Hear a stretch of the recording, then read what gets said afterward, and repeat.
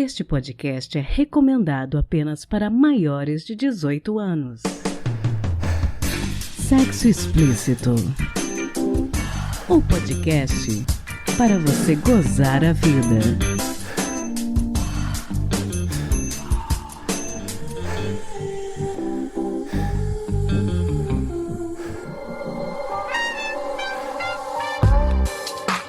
Taradinhos, tudo bem com vocês? Já tomaram a sua primeira dose da vacina? Eu já tô 100% jacaroa, graças a Deus. E tô bem animada porque finalmente estamos tendo motivos para sentir esperanças de sair dessa situação pandêmica interminável. Eu tenho fé que até o fim do ano todos nós estaremos com pelo menos uma primeira dose. E não deixem de voltar para a segunda dose, viu? No episódio de hoje eu tive a honra de receber a fisioterapeuta pélvica carioca Mônica Lopes e a gente falou um pouquinho sobre squirting e ejaculação feminina. Essa foi uma entrevista bastante surpreendente e informativa e eu espero que vocês aprendam com ela tanto quanto eu aprendi. Lembrando que qualquer dúvida que vocês tenham a respeito destes e de outros assuntos, vocês podem me mandar anonimamente pelo curioscat.ca/podsexo explícito. E eu tenho um pedido especial para vocês hoje. Eu criei um canal na Twitch e em breve eu pretendo fazer lives sobre diversos assuntos ligados à educação sexual e talvez ligados à gastronomia também. Não sei, será que eu vou conseguir? Será que a Twitch vai derrubar o meu canal?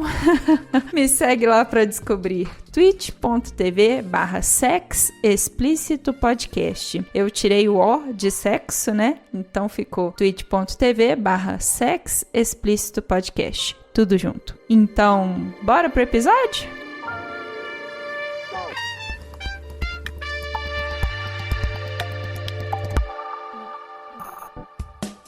Oi, Mônica, conta pra gente e pros nossos ouvintes que porventura ainda não te conheçam, quem é você e o que você faz? Olá, obrigada Priscila pelo convite. Bem, eu sou Mônica Lopes, fisioterapeuta pélvica, muito prazer a todos. E eu sou fisioterapeuta pélvica há 20 anos. Para quem não sabe, a fisioterapia pélvica é uma especialidade da fisioterapia que cuida daqueles músculos ali do chão da nossa pelve, né? Chamado assoalho pélvico e conhecido popularmente como períneo. Então, eu cuido do períneo de homens e mulheres que tenham, por exemplo, incontinência urinária, que é a perda de urina, perda fecal, de gases, gestantes, pós-parto, tudo isso a fisioterapia pélvica faz, né? As mulheres que têm prolapso, que é a queda de algum órgão, né? O mais conhecido assim, uma queda de bexiga, por exemplo, a gente cuida também dessa área. E claro, na parte sexual feminina, mulheres que têm dor na relação sexual por conta da endometriose ou um vaginismo ou uma vulvodínia, que é uma ardência vulvar. Então, tudo isso a gente vê. E nos homens, a gente dá um suporte, principalmente para aqueles homens que tiraram a próstata. É importante fazer os exercícios do assoalho pélvico para melhorar a circulação sanguínea do pênis e oxigenação ali para melhorar essa manutenção da ereção. Então, é tudo isso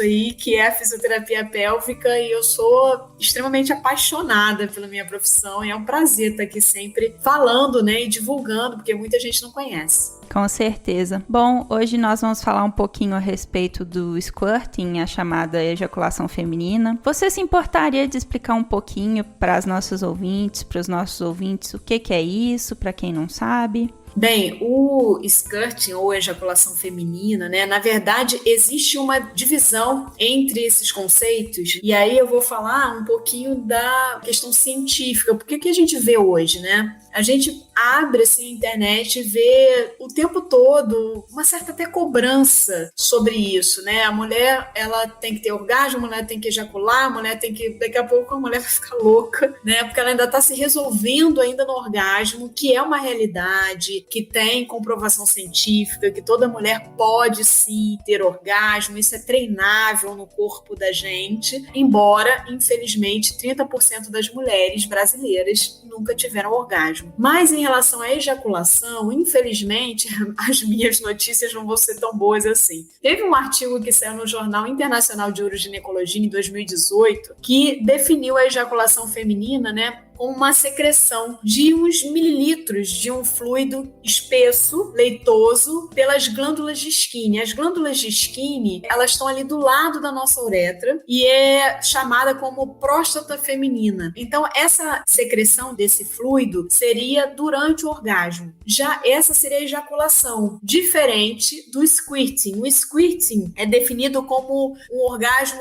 transuretral, que saia da uretra, ali da onde sai o xixi. Então, essa expulsão, né, seria também de uma substância bem fluida e até esse artigo fala que é uma forma de urina contendo várias concentrações de algumas substâncias, como ureia, creatinina, ácido úrico. Então, por que a gente deve pensar nessa definição assim, caramba, então será que existe, né? Eu acho que é uma coisa que você ainda vai me perguntar. Mas vamos pensar só na definição. O squirting é esse esguichar. Já a ejaculação seria uma coisa assim de escorrer. Então eles fazem essa definição. Mas há muita confusão ainda na literatura científica sobre isso. Isso eu já posso adiantar para você. Que interessante, eu não sabia disso. Então, a literatura, né, a partir disso que você falou, define a ejaculação e o squirting como duas coisas diferentes? Sim, nesse artigo, por exemplo, tem um artigo da Sociedade Internacional de Medicina Sexual que já define o squirting como uma emissão de maneira involuntária, ou seja, a pessoa não tem controle disso, de urina durante a atividade sexual. Por isso que eu tô falando que tem muita confusão na literatura científica, né? Então, a gente precisa discutir muito, a ciência tem que andar muito pra gente bater o martelo nessas questões, inclusive nas questões de conceito, né? Que você tá me falando, eu te dei 2 conceitos distintos, né? Mas quando você olha de um modo geral, o squirting seria mais esse esguicho. Então, seria mais essa questão de esguichar mesmo. E o esguichar pra gente no português seria uma ejaculação, né?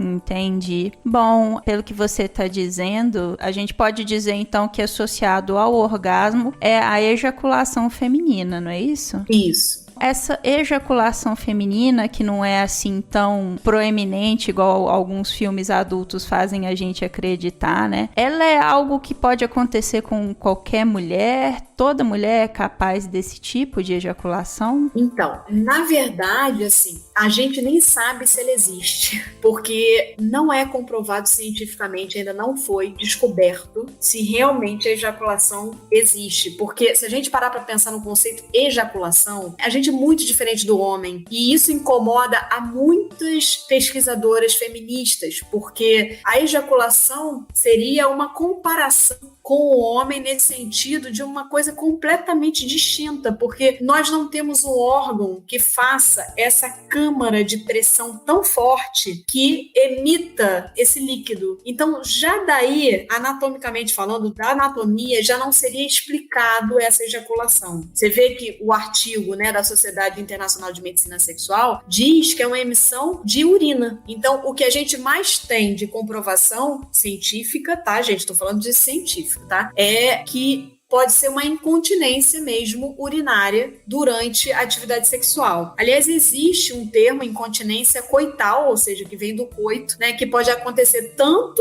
na penetração ou no orgasmo e está associada a uma perda de urina durante o esforço daquela atividade sexual ou quando a bexiga ela é muito, vamos dizer assim, muito nervosa e acaba que faz uma pressão muito grande e joga esse conteúdo pela uretra. Por isso que eu falei que é bem complicado esse tema, mas o que eu posso deixar claro para os ouvintes é que você sente isso, você tem um prazer, você acha que tem ejaculação, eu não quero de maneira nenhuma invalidar isso. Sabe por quê, Priscila? Porque olha só, se a gente parar também para pensar, o próprio clitóris, vamos fazer um comparativo, o clitóris ele foi 5 vezes descoberto. 5 vezes. Então, se a gente for fazer um comparativo, imagina se alguém lá no passado falasse assim, não, realmente clitóris não existe, isso não existe, isso é coisa da cabeça da mulher e tal. E ele foi descoberto, toda a anatomia desse órgão tão importante pra gente, pro nosso prazer, pro nosso orgasmo, só em 1998 foi descoberta a anatomia completa do clitóris.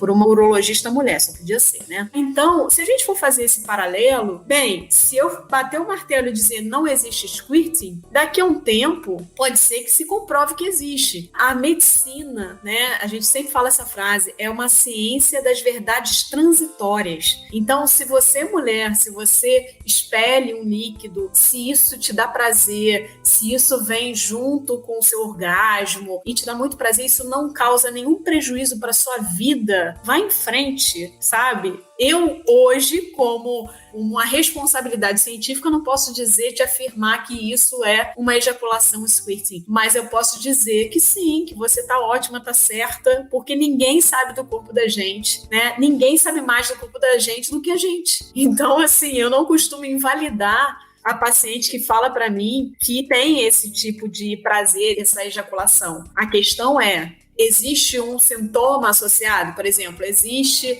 eu tenho squirt, mas eu também perco urina. Então, vamos tratar a perda urinária. E talvez esse squirting aí não aconteça mais, porque na verdade era uma perda de urina, entendeu? Mas uma pessoa que tenha só nessa ocasião e que cause só prazer, pra que a gente vai patologizar, seria a palavra, né? Ou seja, pra que a gente vai colocar isso como doença? Isso é saúde. A pessoa tá bem. A definição de doença não é só ausência de saúde, é todo bem-estar que aquilo envolve. Então, eu acho que eu que trabalho com sexualidade, eu penso sempre nessa perspectiva, não só física, mas uma perspectiva psicoemocional dessa mulher, né? Uma perspectiva emocional de bem-estar. Então, é nesse sentido que eu tô falando. Se você tem, não invalide o que você tem. Muito interessante a sua fala, porque o exemplo que você deu é perfeito, né, da questão do clitóris. Realmente, a ciência ainda conhece muito pouco sobre a anatomia feminina e o prazer feminino, né? Então, a gente realmente está começando a desvendar esse mundo como um todo. Então, não tem ainda como bater o martelo sobre coisas que ainda estão em processo de descobrimento, né?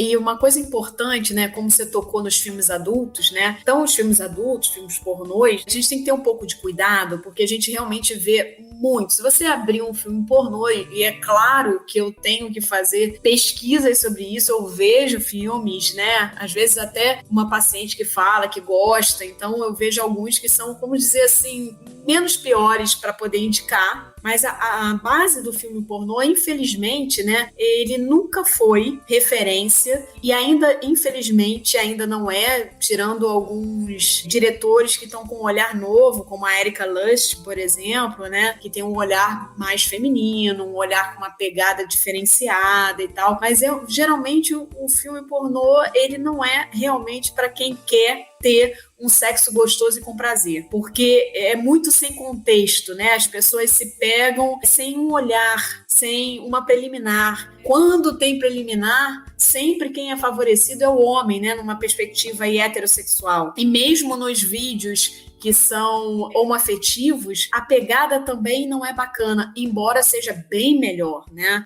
Até porque é outro contexto, né? Isso é muito importante para esses casais homoafetivos, principalmente quando a gente está falando aí de duas mulheres, né? Da mulher que faz sexo com outra mulher. Então, de um modo geral, o que a gente vê nos filmes adultos? Uma vagina que parece um trampolim de pênis, né? Porque o pênis fica ali socando, tá entendendo? Uma socação só. E assim que o cara bota o pênis na vagina dessa mulher, a mulher começa a gemer como se fosse uma coisa fácil. Então, olha que perigo isso, né? Então, a gente começa a achar, quem tá vendo, principalmente no início da vida sexual, esses rapazes que vêm, enfim, e que vão ter aquilo como modelo, sem fazer nenhuma conexão com essa parceria. E a mulher também achando que, ai meu Deus, eu não gemi, eu não senti prazer, o que é isso? Eu sou anormal? Não, isso é uma construção. É uma construção, e quando a gente junta tudo isso com o squirting, com aquelas mulheres que jogam, aquilo é urina, urina nos vídeos pra fora, assim, na maior facilidade e tal, papapá, e como se fosse muito prazeroso, a mulher se sente cobrada.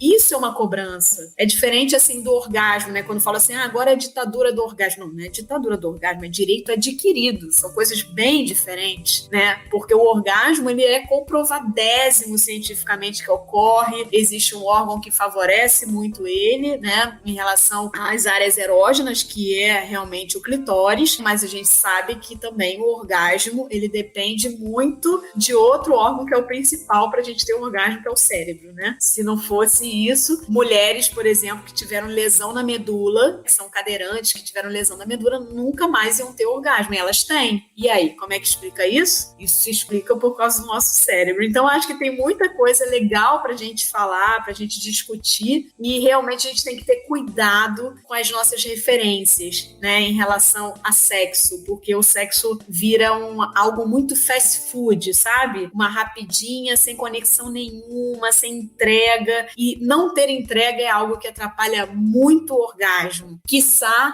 um dia ter um squirting. É muito importante a gente ressaltar para as nossas ouvintes que elas não têm de se sentir pressionadas, até porque, como você bem pontuou, essa questão do squirting que é mostrado nos filmes adultos é muito ilusória, né? Eu acho que as pessoas, elas precisam parar de encarar a pornografia como se fosse algum tipo de coisa baseada em fatos reais. A gente não vê filme de ação e acha que se você pular de um penhasco, você vai sobreviver, né? Mas a gente às vezes vê filme pornô e acha que aquilo ali pode acontecer de fato, né? O que é uma ilusão, aquilo é um filme, aquilo é um produto, né? Nossa, sua comparação foi perfeita, exatamente isso, né? A gente não deve ter, assim, é vida real mesmo, né? Eu acho que aonde procurar, né? Porque aí também a gente pode ter deixado a galera perdida, né? Aonde procurar? Para você ver que a gente tem pouquíssimo fomento, né? Pouquíssimo incentivo de uma educação sexual adequada. Então, acho que a procura é por realmente podcasts como esse, né? Eu tenho um canal no YouTube que eu falo muito de sexualidade, um Instagram também, Mônica Lopes, muito prazer. Quem quiser me seguir, eu vou ficar muito honrada. E é para isso. É para tirar essas amarras, tirar esses tabus, fazer com que, principalmente nós mulheres, né, possamos ter uma vida sexual plena, sabe? Isso é possível, né? Como eu falei, o orgasmo é treinável e é um direito que a gente tem, né? Então, acho que a gente precisa procurar essas referências aí com mais cautela. Bom, você falou uma coisa, né, que me chamou muita atenção, essa questão do orgasmo ser treinável. Eu já, inclusive, fui procurada por algumas ouvintes que me disseram que não conseguiam sentir orgasmo e que começaram a ouvir o podcast e que decidiram investir nisso, buscar isso, né? E aí eu gostaria de saber um pouquinho a respeito desse treinamento. Como que funciona isso? Então, a primeira coisa, de fato, é o autoconhecimento. Né? O autoconhecimento, a autoerotização, que é o nome bonito para masturbação, é muito importante. Ah, mas eu nunca me masturbei e tenho uma vida sexual plena, feliz, tenho um orgasmo, tudo bem. Isso não é assim, é sine qua non, ou seja, se você nunca se tocou, quer dizer que você nunca vai ter um orgasmo? Não, mas é um facilitador e tanto quando nós nos tocamos, nos conhecemos. Então, ainda há somente, né, poucas mulheres ainda se masturbam. Então, 40% das mulheres brasileiras nunca se masturbaram. É um número, para mim, assustador. Por quê? Porque desde a infância, tira a mão daí, cruza a perna e tal. Se a menina estiver na fase que crianças exploram os seus genitais, né, 3 aninhos, 4 e tal, e tá explorando o genital sem maldade nenhuma, só explorar, que é uma fase normal, e os pais às vezes não têm essa visão, não tiveram essa educação e colocam um filtro adulto. Então, o filtro, a criança não tem maldade nenhuma, mas os pais, com o filtro adulto, acabam inibindo isso. Isso já pode ser alguma coisa, né, que atrapalhe lá na frente, né, a sexualidade dessa pessoa, não que seja para todo mundo isso. E na adolescência vem a questão, né, dos caracteres mesmo, femininos e masculinos e tal, que a gente desenvolve por conta hormonal, e a curiosidade da sexualidade. Então é mais uma oportunidade da gente se conhecer e se tocar. Agora, se você passou por todas essas fases e tem dificuldade de falar para a pessoa que está com você o que te agrada, porque nem você sabe o que te agrada, nunca é tarde. Você pode ter a idade que for, você pode ter 60 anos, 70 anos e fazer essa descoberta, né? E vai ser um novo mundo, é um novo portal que se abre. Certamente isso é um facilitador. A outra coisa é separar, deixar realmente essa questão do orgasmo vaginal a todo custo de lado, porque a gente sabe que apenas 20% ou menos das mulheres que conseguem ter um orgasmo intravaginal. E que esse orgasmo intravaginal, ele é sempre conseguido por conta do clitóris, pela parte interna do clitóris, porque a gente sabe que o que a gente vê, aquela cabecinha, é a ponta do iceberg, né? Todo mundo fala isso, mas é verdade. E o clitóris, ele tem ramificações que vão para dentro ali do nosso canal vaginal. Então, ter a oportunidade de estimular a cabeça do clitóris, onde tem 8.000 terminações nervosas, ou seja, é muito sensível, estimular isso com as mãos ou com um aparelho, né, um sex toy, durante a atividade sexual penetrativa, é algo muito interessante para ter um orgasmo. Ou se você quiser, não, eu quero ter um orgasmo exclusivamente vaginal, né? Quem sou eu para dizer que isso é uma bobagem? Embora eu ache, mas assim, se você quer muito, o que você pode fazer de treinamento é estimular o seu clitóris durante as preliminares, e quando você estiver quase gozando, né, ter uma penetração, porque aí você já vai estar no platô do orgasmo, fica mais fácil de alcançar. E a posição mais fácil, certamente, é a mulher por cima, porque fica mais fácil de ter continuar estimulando o clitóris pelo contato que vai ter do clitóris com o pubis, né, que é um osso da frente, é onde ficam os pelos pubianos, né? Então fica melhor a sensação, porque continua ali friccionando, né, o clitóris. Então são essas dicas e outras mais, assim, né, de trabalhar os tabus, as limitantes, né, que foram às vezes passadas para essa mulher desde criança, uma educação repressora ou uma religião onde a mulher às vezes que tem uma interpretação muito fechada, ou a própria religião também pode ter uma educação muito fechada em relação à sexualidade, associando a sexualidade a algo sujo, o sexo a algo pecaminoso. E hoje existem tantas igrejas com esse olhar melhor para a sexualidade, tantos conselheiros e conselheiras para homens e mulheres, né? Que eu acho muito importante também falar disso, né? Dentro da sua própria crença, você pode trabalhar isso e ser feliz, tirando esses tabus e às vezes até falando, caramba, eu tinha um tabu que era desnecessário na minha religião, porque hoje a gente tem muitas pessoas com esse olhar dentro daqueles preceitos de cada religião, né? Sem desrespeitar aqui nenhuma, por favor, eu tenho o maior respeito a isso. Então é isso, eu acho que tem tudo isso para ser trabalhado, é um universo que vai ser mais rápido para algumas mulheres e um pouco mais lento para outras. Queria aproveitar que a gente está falando disso e talvez fugir um pouquinho a respeito do tema do squirting, mas você falando me fez pensar um pouco a respeito no mito do ponto G, porque é uma coisa que assim, a gente vê muito em mídia, é muito estimulada essa imaginação em torno disso, assim, e eu queria que você falasse um pouquinho, se você achar ok, existe ponto G? Como que funciona isso? A minha resposta vai ser meio semelhante à questão do squirting, né? O ponto G é outra loucura quando você vai ver na literatura científica, cada um fala uma coisa. E eu sempre acredito que a gente é muito pouco estudada, sabe? A nossa sexualidade é pouco estudada. Algumas pesquisadoras internacionais e nacionais falam sobre a questão de ter menos verba para o estudo da sexualidade feminina do que para o estudo da masculina. É um terreno da pesquisa que sempre foi muito povoado por homens. Então a gente tem uma série de fatores, vamos dizer assim, filosóficos que a gente deve pensar. Não é uma perspectiva só preto no branco ali. Mas para a gente pensar na seguinte questão, será que não existe mesmo? O que eu acho é, alguns artigos já acharam, tá, que sim, que existe ponto G, que tem um estudo interessante com cadáveres frescos, femininos, e fizeram um estudo com um corante para aquela área e viram que tem uma circulação exatamente na indicação do ponto G, que é bem no início ali, quando a gente coloca o dedo com a palma da mão para cima,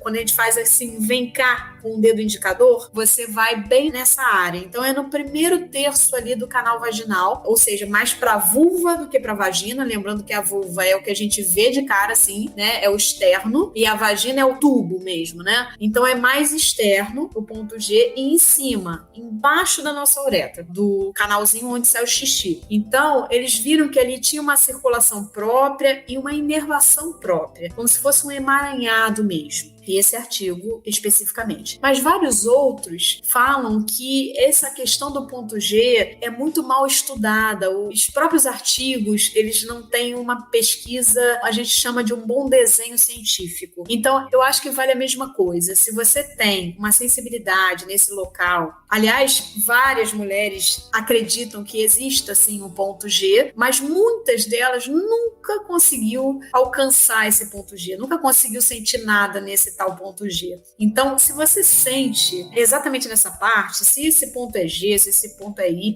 não importa. Importa é o seu prazer. Eu acho que é, mais uma vez, a gente não tirar o mérito de quem sente. Porque, na verdade, todo o nosso corpo, ele tem potencial de prazer, todo o corpo. Desde a sua orelha, os seus olhos, o seu pescoço, os seus mamilos. E nós somos de uma sociedade que eu costumo dizer que é uma sociedade ocidental penetrativa. Então acaba que a gente não contempla todo o corpo. Isso quem faz, né, muito bem são mais os povos orientais, que tem a questão do tantra, que esse sim contempla o corpo como um todo, mas nós que pertencemos a essa sociedade ocidental penetrativa cada vez mais rápida, que não nem olha direito no olho do outro e já vai transando e já vai nem faz conexão nenhuma, tem obviamente uma dificuldade de admitir que outros pontos, sem ser os pontos que a gente está careca de saber, que são genitais e tal, são passíveis de prazer. E eu volto a dizer, eu tenho essa preocupação com as mulheres que já sofreram lesão na medula. Se uma mulher sofre uma lesão na medula, imagina, acabou a vida dela sexual? Não acabou, porque ela tem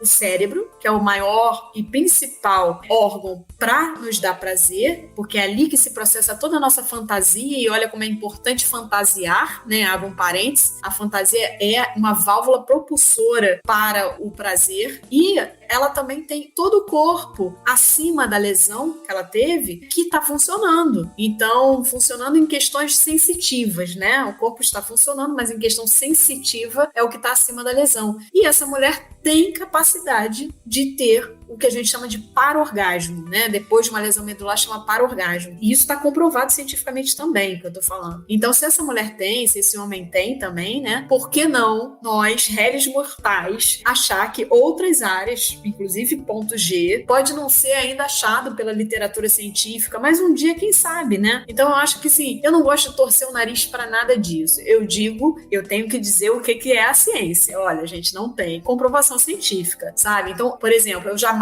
ia explorar isso num curso, eu tenho um curso para as mulheres e tal, eu jamais ia explorar isso, olha, eu vou fazer você encontrar o seu ponto G, porque eu já sei que não tem comprovação científica e que tem mulheres que não vão encontrar, mas eu posso dizer, olha, existem algumas indicações, se você encontrar, maravilha, ótimo, é mais um ponto de prazer, se você não encontrar, tudo bem também, tem outros pontos, é isso. Fantástico. Eu queria aproveitar que a gente está falando desse assunto que tem muita relação com a anatomia feminina para falar de algo que eu creio que poucas mulheres conhecem, que é a bartolinite, que é a inflamação das glândulas de Bartolin. Como está tudo numa área muito próxima, você poderia explicar para os nossos ouvintes o que é a bartolinite?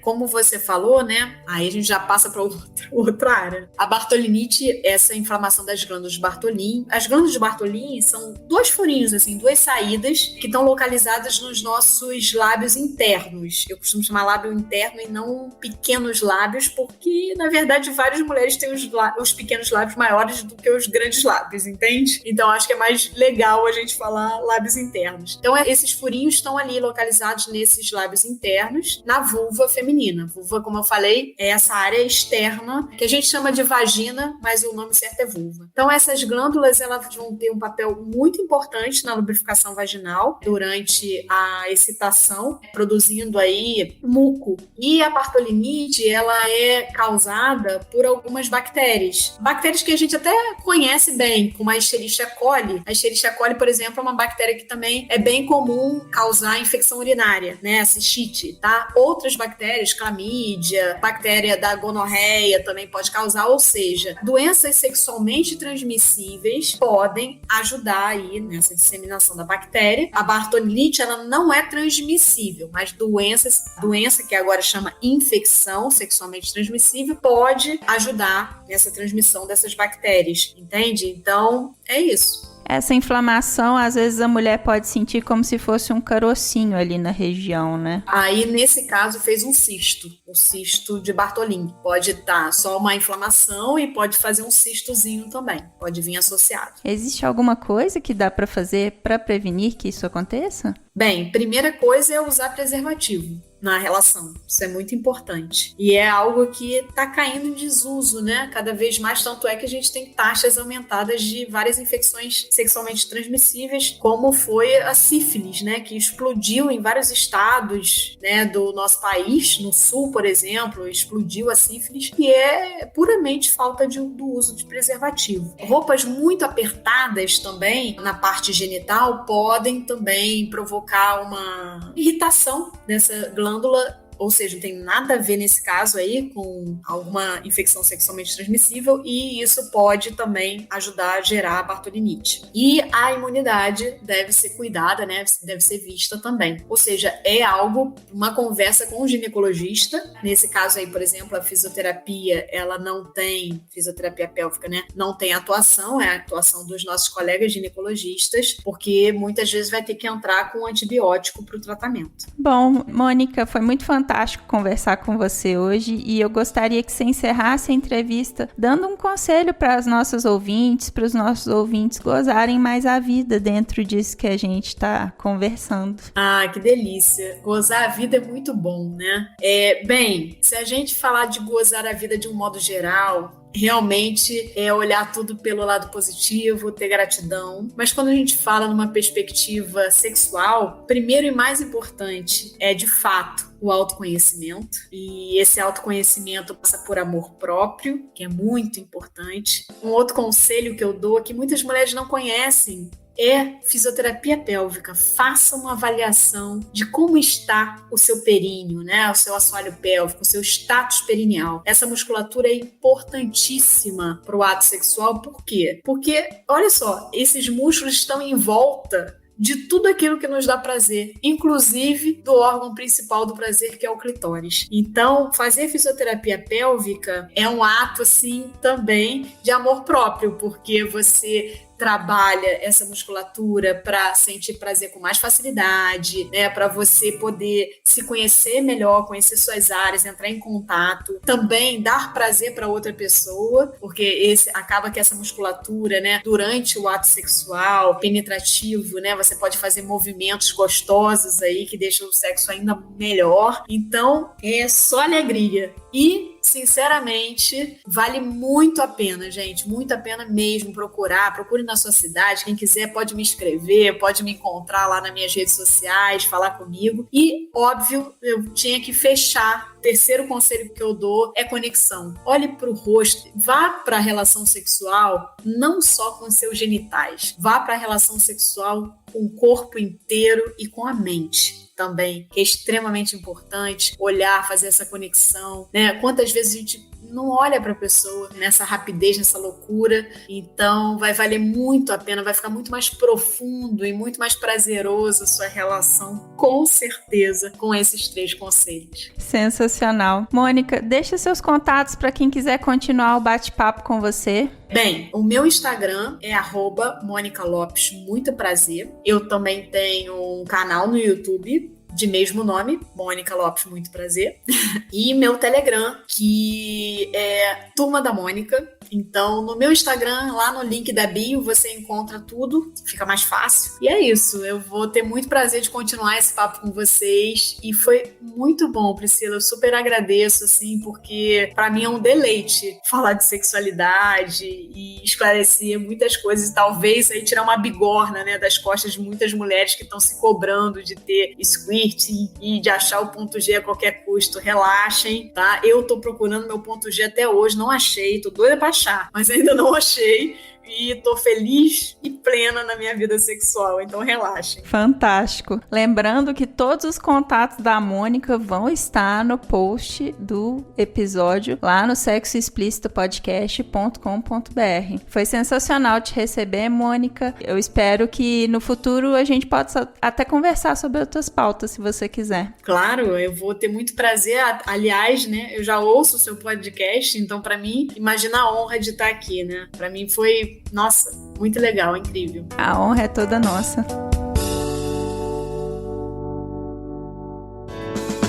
Se toca.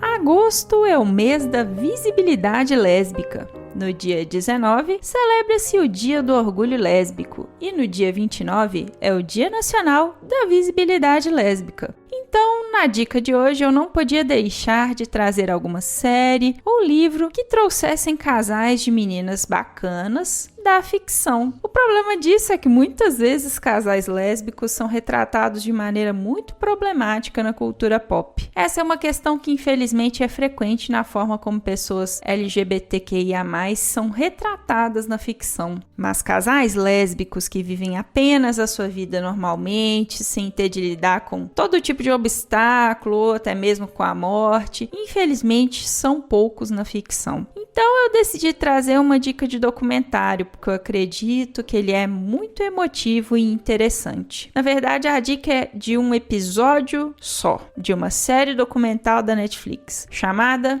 Meu Amor, 6 histórias de amor verdadeiro. A produção retrata a cada episódio uma história de amor entre casais que estão juntos há décadas. E um desses casais é composto pelas brasileiras Jurema e Nicinha, que se conheceram ainda adolescentes e moram na favela da Rocinha, no Rio de Janeiro. É muito bonita a relação de amor entre as duas e a série como um todo vale a pena. Mas o que eu queria ressaltar aqui é que muita coisa é demonizada em torno de relações entre pessoas do mesmo sexo, mas esses relacionamentos não têm nada de diferente. São pessoas que querem ser felizes e viverem as suas vidas com tranquilidade. E quem que não quer isso? Não é mesmo? Por isso, eu recomendo o episódio Jurema e Nicinha da série Meu Amor, 6 histórias de amor verdadeiro da Netflix, e que todos nós possamos ter relações bonitas, duradouras e de companheirismo e afeto, como esse casal tão bonito. Você sabia que você pode contribuir com o podcast Sexo Explícito? Não? Então eu vou te explicar. Temos 2 formas de contribuição, pelo PicPay e pelo Apoia-se. Contribuindo com R$10, você tem direito a participar de nosso grupo exclusivo no Telegram, além de concorrer a sorteio de brinquedos eróticos a cada 3 meses e assistir com exclusividade e ao vivo a entrevistas sobre educação sexual, saúde e sexualidade. Então, o que você está esperando? Vai lá em picpay.me/sexoexplícito ou em apoia.se/sexoexplicitopodcast. Espero você!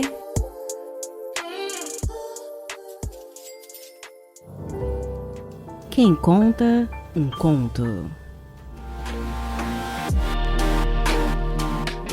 O conto que vocês vão ouvir agora é de autoria do escritor piauiense Ítalo Lima. Ítalo está lançando seu primeiro livro físico de contos eróticos chamado No Gozo dos Pássaros Não Há Solidão, pela editora Área de Criação. Para mais informações é só acessar nogozodosPássaros.com. E essa história bastante peculiar será narrada pela Laude, minha ouvinte, numa interpretação absolutamente maravilhosa. Espero que vocês gostem. E se você deseja narrar ou me enviar algum texto para narração, entre em contato comigo pelo e-mail sexoexplicitopodcast@gmail.com. Vai ser um prazer ter você aqui participando do podcast.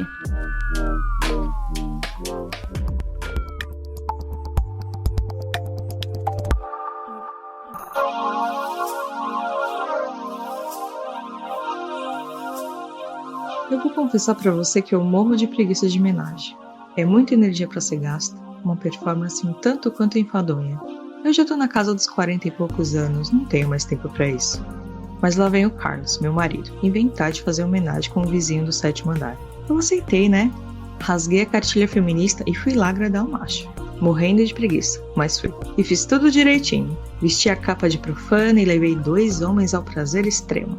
Mas olha, eu quase morri de rir mesmo quando o Jorge inventou de enfiar o dedo no cu do meu marido. O homem pulou longe de medo. Eu fiquei sem entender. Onde já se viu? Meu marido, todo liberal, propondo sexo a 3, mas não aceita um dedinho no cu? Nem parecia o valentão que comeu 2 mulheres 8 vezes seguidas numa noite só. Claro que eu contestei. Que masculinidade frágil. Tem coisas na vida que a gente tem que experimentar, meu amor. Te permite, Carlos. É só um dedinho no cu. Eu aguento. E foi assim que 20 minutos depois, meu marido estava sendo currado pelo Jorge. Eu apreciei orgulhosa aquela cena. O Jorge tinha muita desenvoltura. Ele metia bem firme no meu homem. E eu adorei ver aquilo acontecendo na minha frente. Aproveitei para fazer as unhas e ainda pedi o jantar pelo iFood. Eu adoro transas práticas e produtivas. E ainda mais, eu amei ver o meu marido gemendo como nunca.